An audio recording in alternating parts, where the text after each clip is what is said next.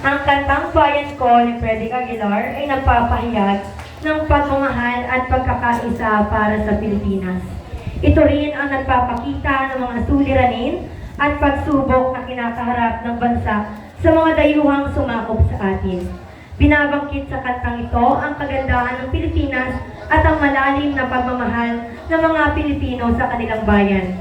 Sa kabilang banda, ito rin ang tumutukoy sa mga paghihirap at pagsubok ng bansa sa pagkamit ng kalayaan ng isang mahalagang konsepto sa kasaysayan ng Pilipinas na naging bunga ng mapait na pakikibaka ng ating mga bayani upang makamit ang kasarinlan mula sa mga dayuhang mananakop. Sa kabuuan, ang Bayan Ko ay isang awit ng pag-asa, pagmamahal sa bayan at panawagan para sa paglaya at pagkakaisa ng mga Pilipino sa harap ng mga pagsubok. So ating tunghayan ang inandang presentasyon ng mga mag-aaral mula sa ika-4 na baita.